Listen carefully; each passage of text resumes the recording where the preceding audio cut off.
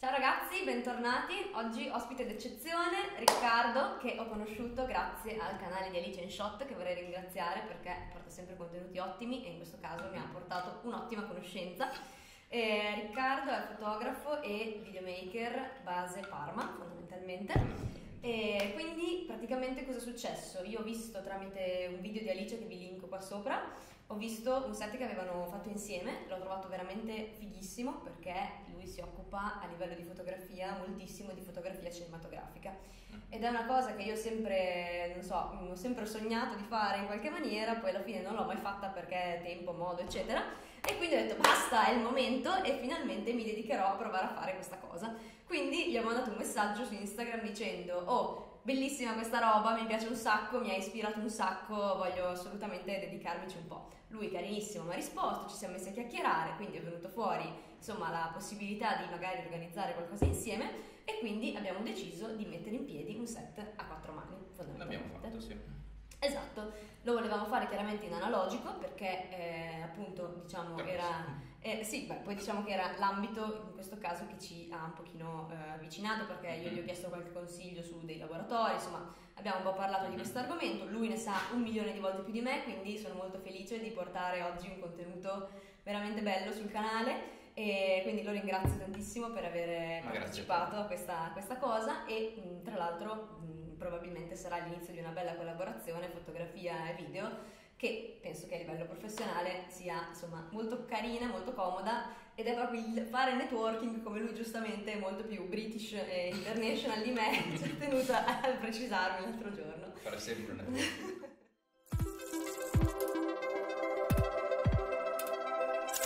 Allora, bene, detto questo, cosa abbiamo fatto?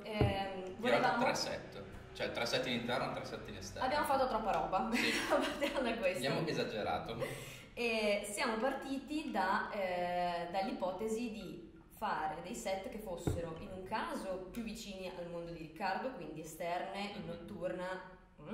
Se andate a vedere i suoi lavori capirete cosa intendo dire.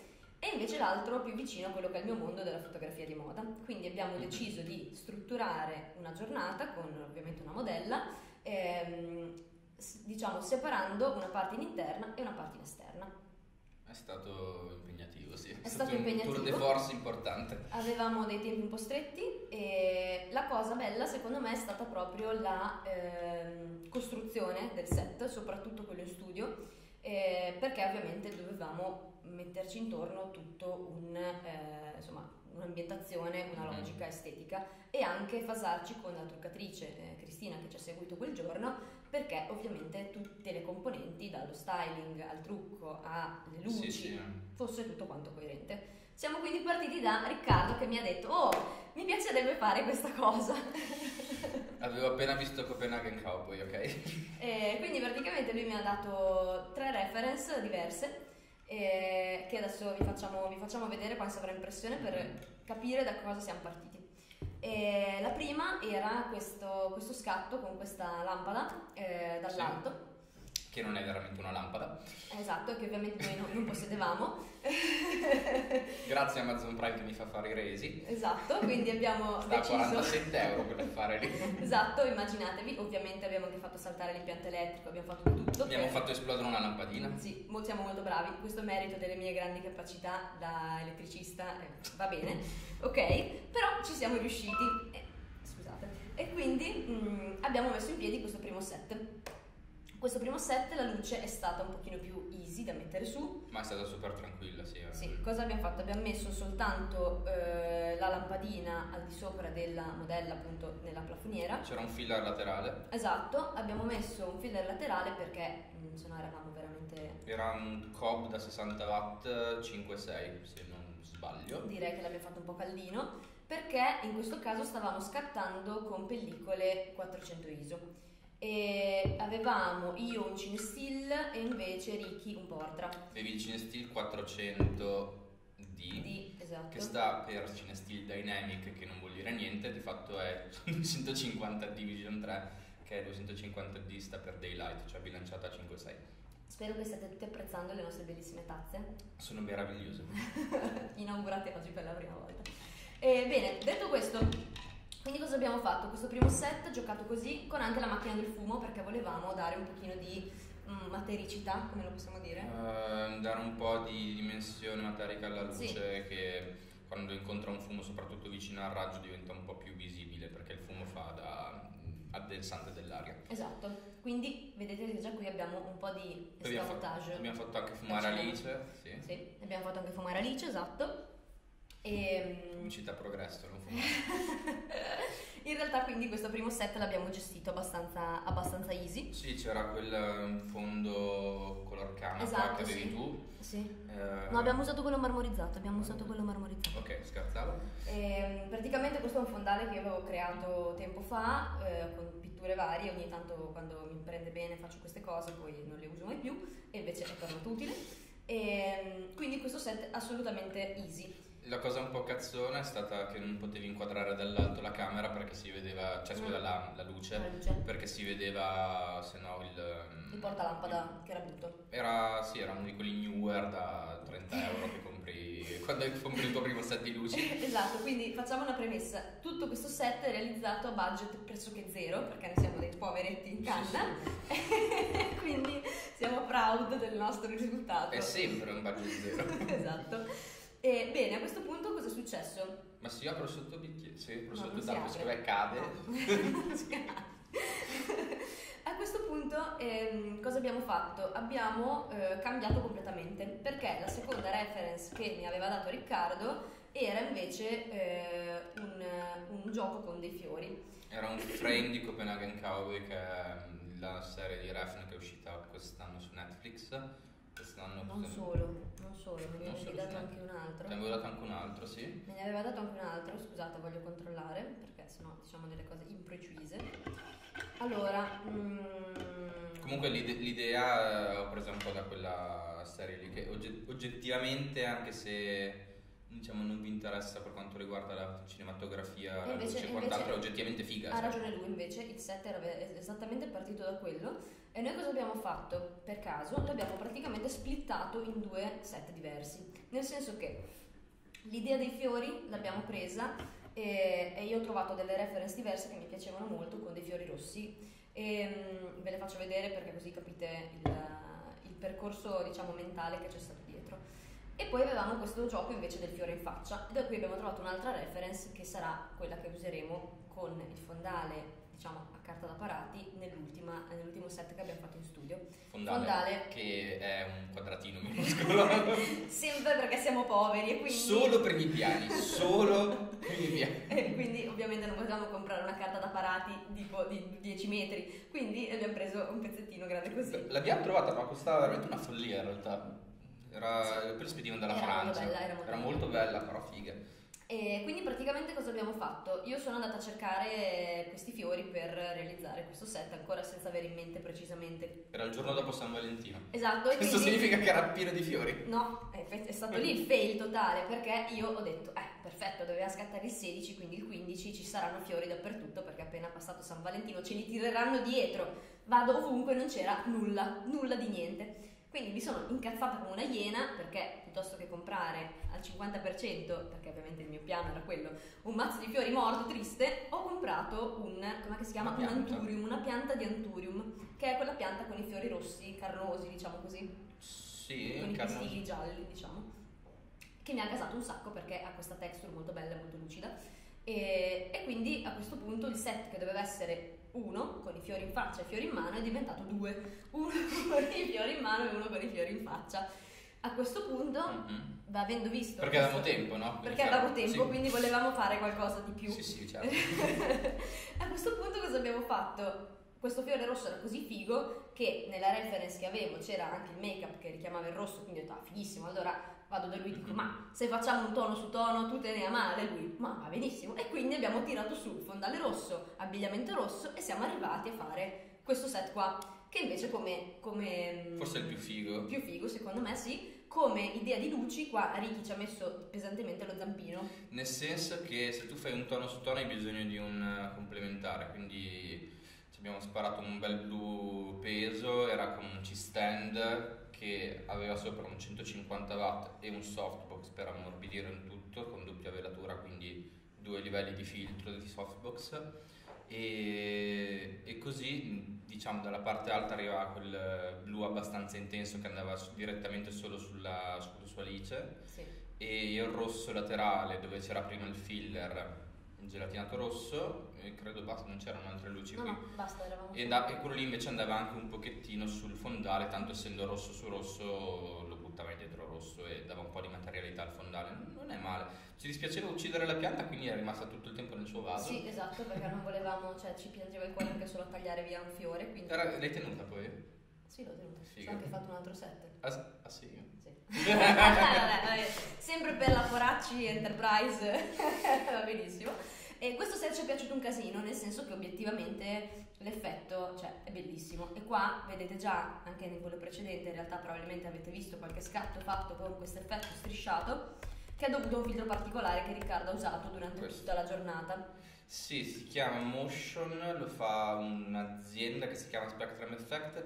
Vi direi prendetelo, ma è impossibile perché non hanno nessun distributore europeo praticamente. Hanno un distributore in Inghilterra. Io sono riuscito a ordinarlo tramite lì, farlo arrivare a casa di un amico e poi farmelo portare da un'altra che andava su, quindi è stato un bel viaggio. Però molto figo, bisogna Sì. dire, molto figo, ha dato un bel twist alla situazione. Anche perché riprende un po' i motivi dietro del fondale, Sì. perché... Sì, gli dava un po' di mossa, ci stava molto Esatto, bene. non so, per me dà un bel plus. Ecco, io in questo caso devo dire che in generale vedrete che gli scatti a pellicola sono abbastanza similari ovviamente a quelli che abbiamo fatto, ovviamente. Il problema è questo, che io mi sono trovata stretta a livello di attrezzatura, nel senso che col fatto che io di solito scatto con i flash, ovviamente non ho problemi a livello di ISO, di tempi, non ho problemi a livello di niente perché ho molta potenza. Luce continua. In questo caso abbiamo lavorato a luce continua, quindi io pesce fuor d'acqua, e mi sono trovata che in questo caso non avere una lente sopra l'analogica che fosse con un'apertura decente mi sono trovata molto in difficoltà. Quindi ho scattato al limite proprio di tutto quello che potevo, e poi dopo giustamente Riccardo mi ha detto aspetta bene, fai un push in fase di sviluppo. Tanto Vision 3 lo tiene benissimo. E io mi stavo cagando sotto tantissimo, quindi quando li ho visti ero lì che dicevo oddio, cosa sarà successo? Invece non è vero, sono uscite... Non hai fatto mica 3 push, uno solo alla fine. Infatti, però era la prima volta che lo facevo, quindi mi ha molto angosciato. E quindi niente, sono uscite molto belle secondo me. E abbiamo fatto anche qualche scatto con le biottiche, quelle di... Tu hai usato in biottica? Cosa avevi? La Rollei? No, il dentro. Avevi il Pro H400 di Sì, Fujifilm, esatto, che sì. non esiste più, cioè Esatto, non lo fanno più. infatti era scaduto. Era scaduto? Secondo me sì. Non me lo ricordo, ma direi di sì. No, secondo me l'avevo visto quando l'abbiamo... Era buono ancora, era uno degli ultimi secondo me. Io ho usato un Portra 800. Ecco, ovviamente quelle di Riccardo sono perfette, le mie no, perché la mia Rollei è completamente rotta, quindi... Attenzione, io ho usato una Segul, che è uno dei primi esempi di reverse engineer cinese. La mia Rollei, poverina, è qui e ha qualche problemino, nel senso che il contaposio non funziona e la messa a fuoco è un po' complessa, e quindi diciamo che... Vabbè, ma quello tutte le biotiche alla fine... Sì, ma io evidentemente sono molto cane per questa cosa. Ma io sto diventando cieco piano piano, secondo me, quindi... Quindi abbiamo fatto anche un po' di scatti, se vedete scatti ovviamente di proporzioni diverse, perché ovviamente escono dal 120, però devo dire... Un 6x6 alla fine. Esatto, devo dire, io me ne sono uscite credo 2. Sì, no, aspettate, 2, doverosa precisazione, visto che di pose effettive che sono riuscita a scattare ne ho scattate 8, scusami, quindi proporzione non è neanche... Vabbè dai, 8 su 12 va quasi bene, è l'equivalente di andare al liceo e prendere un 6,5. Esatto, visto che costano poco i rullini 120, sì, allora... ti ritirano dietro. Tra l'altro c'è anche qualche bianco e nero mio, perché avevo sopra un HP5 di Ilford che dovevo finire e l'ho fatta a caso nel primo set. Beh, però sono non era male, ci stavano. È venuto molto bene. Quindi bene, questo per quanto riguarda il secondo set che abbiamo fatto. A questo punto ci rimaneva il grande quid dei fiori in faccia, perché ovviamente questi fiori non erano della misura giusta per essere messi in faccia, al che... Quali fiori sono della misura giusta per essere messi in faccia? Nel senso che era così. Quindi praticamente avevamo un po' di fiorellini che la Cree il giorno prima ci aveva aiutato a raccattare, e abbiamo deciso di cominciare ad appiccicarglieli pesantemente sugli occhi, seguendo abbastanza l'altra reference che avevo trovato, mettendoci però insieme il background che era della reference che mi aveva mandato Ricky e l'abbigliamento. Lo vado a prendere così. Si vado a prendere così prendo. vediamo com'è bello. Oddio. Così vediamo com'è imponente questo background. È molto Potevamo metterselo dietro, tanto ci sta benissimo. Esatto, è molto pro, molto grande, molto bello. Tra l'altro tenuto insieme in maniera incredibile professionale. Non so se lo vedono. Non so se entra, però molto bello. Tutta opera mia, ovviamente, di grande ingegneria. E quindi praticamente ci siamo trovati che su quest'ultimo set avevamo molto poco gioco, perché obiettivamente potevamo lavorare soltanto super stretti. Però devo dire che secondo me era molto vintage l'insieme, e quindi secondo me è uscita una cosa. Per me è stato figa. interessante anche a livello di luce, perché è una luce molto pulita, molto classica, però comunque interessante. Diciamo che non hai dei grossi contrasti, cioè non ce li hai per niente. Sì, qui cosa abbiamo fatto? Abbiamo fatto una luce praticamente da beauty normale. Esatto, c'era un 150 Secondo me avevamo messo il softbox con il nido d'ape e una filler laterale, perché quel giorno mi andavano i filler tantissimo. E no, devo dire che è venuto e molto secondo me figo. per lì avevamo messo anche, appunto, avevamo una luce sopra che poi abbiamo spento. Abbiamo anche una luce sopra che abbiamo spento. Che ci dava fastidio perché ci illuminava la carta d'apparato in maniera non omogenea. Sì, è vero.